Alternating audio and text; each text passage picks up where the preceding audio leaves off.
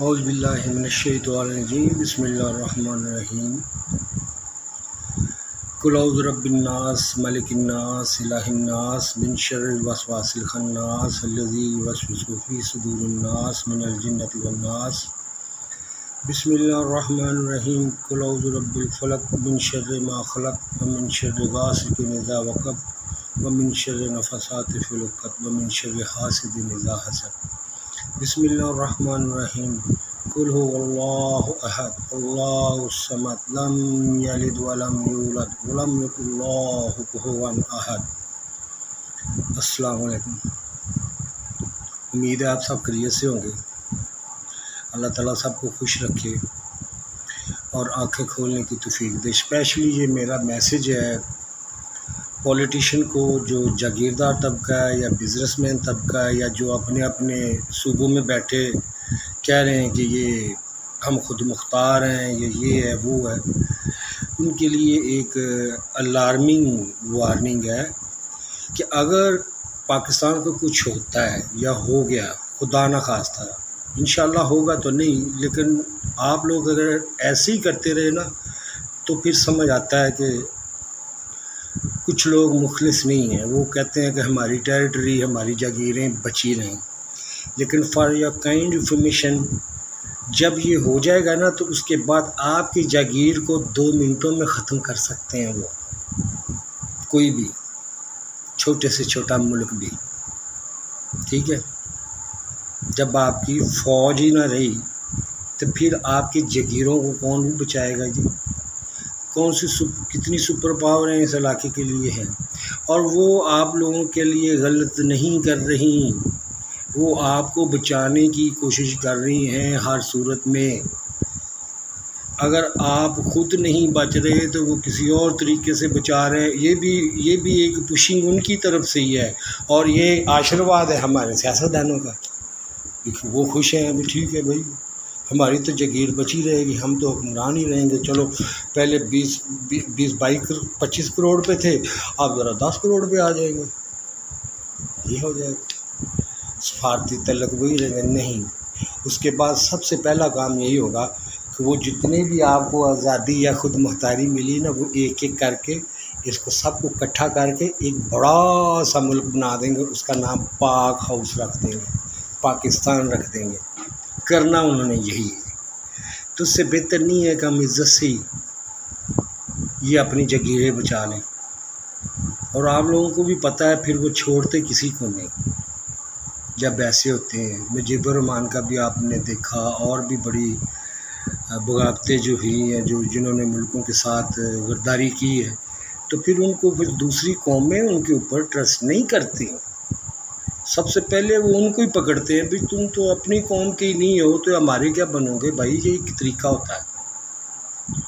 تو یہ آپ ٹریپ ہے، لیکن اچھے کے لیے ہے، آپ لوگوں کے لیے برا ہے۔ جو آپ لوگوں نے گین کیا تھا، سیکھا تھا پولیٹیشین میں، ایک اللہ تعالیٰ نے آپ کو ایک اپرچونٹی دی تھی، وہ چند مہینوں کے لیے آپ کو کچھ اچھی لگے گی، اس کے بعد وہ ایسی چھین لی جائے گی کہ آپ کی نسل کا نام تک نہیں رہے گا، اور یہ ہوگا ایسے ہی۔ یہ سن لیں میری بات کھل کے، یہی ہونا ہے، اور یہ بھی اچھے کے لیے کر رہے ہیں کہ ویسے تو ہم سدھر نہیں رہے، نہ ہی ہم اپنا خسارہ کم کر رہے ہیں، نہ کر پا رہے ہیں، نہ ہی ہم اکٹھے ہیں، نہ ہی ہماری کرپشن ختم ہو رہی ہے، اور نہ ہی ہمارے جو اندرونی مسئلے ہیں وہ اکٹھے ہو رہے ہیں، وہ حل ہو رہے ہیں ان کا کوئی، اور نہ ہی عوام کو کوئی سکون مل رہا ہے، کیونکہ اس پاکستان کی وجہ سے پوری دنیا ڈسٹرب ہے۔ یہ ایک اللہ کا قانون ہے، بس ہو گیا ہے، ہو گیا ہے۔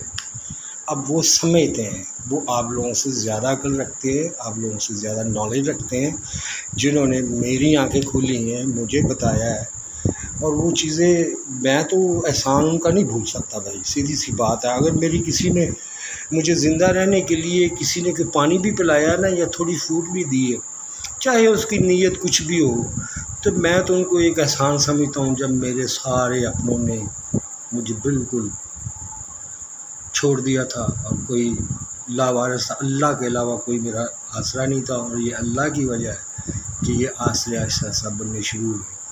تو آپ لوگوں کے لیے پھر میری ایک بڑی درخواست ہے، اپنے صوبوں کو یونائٹڈ کر کے ملک کی خدمت کریں، فوج کی مدد کریں، یہی آپ کو بچائے گی۔ اور یہ اس خطے کے لیے بھی بہت ضروری ہے، چائنا کے لیے بھی یہ فوج بہت ضروری ہے، برٹن کے لیے بھی یہ فوج یونائٹڈ بہت ضروری ہے، USA کے لیے بھی یہ فوج یونائٹڈ بہت ضروری ہے۔ لیکن یہ ضروری نہیں ہے کہ وہ ایسے لوگوں کے ہاتھ میں نظام دے دیں جن کو کوئی نہ تو دین کا علم ہو، نہ ہسٹری کا ہو، نہ پاسٹ کا ہو، نہ فیوچر کا ہو۔ اس سے وہ اعتراض کرتے ہیں۔ ہم اگر نالج گین کرتے ہیں، ہم اگر ترقی کرتے ہیں تو وہ ہمیں بہت اپریشیٹ کریں گے، ہماری ٹانگیں نہیں کھینچیں گے، ہماری مدد کریں گے۔ ٹانگیں خود ہم اپنی کھینچ رہے ہیں یہاں پہ۔ امید ہے اللہ تعالیٰ سب کو، یہ خاص کر نیو جنریشن کو میں یہ کہہ رہا ہوں، بیٹا اور میری بیٹیوں، اور کچھ نہیں نا تو لوئل ہو جاؤ اپنے ساتھ۔ ایک چیز چھوڑ دیں، سچ بولیں جب بھی بولیں، چاہے غلطی ہوگی یا قصور ہو گیا گناہ، سچ بول دیں، سوری مجھ سے یہ غلطی ہوگی، سچ بولنا شروع کر دیں، سارے کام شروع ہو جائیں گے۔ اور دوسرا، جب بھی کوئی کام کرنا ہو، کھانا کھانا ہو اسپیشلی، یا کوئی بھی کام کرنا ہو، تو آپ یہ پڑھ لیا کریں پلیز، اعوذ باللہ من الشیطان الرجیم، بسم اللہ الرحمن الرحیم۔ نہیں تو اس کی آپ تفسیر دیکھ لیں، یہ جوڑا ہے۔ اس سے یہ ہوتا ہے جو ایول فورسز ہوتی ہیں نا، ان کو وہ فوڈ نہیں جاتی جو ہم کھاتے ہیں، تو وہ کمزور ہو جاتے ہیں۔ تو جب ہم لال رام سب وچے مکس کر دیتے ہیں، تو نہ کوئی اللہ دی پرواہ کرنے ہیں، تو نہ ہی ان کے اصولوں دی پرواہ کرنے ہیں، تو وہ جو خوراک ہوتی ہے نا، وہ ان کو ملتی ہے، وہ طاقتور ہوتے ہیں۔ اینیملز سینس وہ طاقتور ہوتے ہیں، اور جو نورانی چیزیں ہوتی ہیں وہ ان کو خوراک نہیں جاتی۔ تو یہ چیزیں خاص کر فوڈ کے معاملے میں یہ بہت ضروری ہے۔ خالی وہ حلال حرام کو وہ الکوہل اور خمر کے ساتھ ہی نہ جوڑ دیا کریں، یہ بھی دیکھ لیا کریں کہ جو ایک چیز اللہ تعالیٰ نے حلال پیدا کی ہے، اس کو ہم اگر حرام کر کے کھائیں گے تو کون سا بڑا قصور ہے۔ اور خمر کا معنی کیا ہے؟ خمار، ہوش نہ ہونا، اس کو یہ سمجھ نہیں آ رہی وہ کیا بات کر رہا ہے۔ اس سے منع فرمایا گیا ہے۔ اس سے منع نہیں فرمایا گیا کہ آپ بڑے ہوش و حواس سے آپ اچھے طریقے سے بات کر رہے ہیں، تو وہ نہیں ہے۔ عورتیں بھی بڑی چیزیں استعمال کرتی ہیں جب وہ تھک جاتی ہیں، جب گھریلو کام کرنے ہوتے ہیں، کھیتوں میں کام کرتے ہیں۔ آپ کو پتہ ہے وہ کیا لے کے جاتے ہیں ڈاکٹر سے؟ بروفن، ڈیکسامیتھاسون، اوراڈیکسن یا ڈیکلوران، اور بڑی بڑی چیزیں نکل آئی ہیں۔ یہ سب چیزیں ہم کھا رہے ہیں۔ کیوں کھا رہے ہیں؟ کہ آرٹیفیشل انرجی ہمیں چاہیے، وہ طاقت، وہ ہماری خوراکوں میں ملاوٹ اتنی ہو چکی ہے، وہ چیز نہیں مل رہی ہے ہمیں، وٹامنز منرل نہیں مل رہے ہمیں، اس کی جگہ کیمیکل مل رہے ہیں۔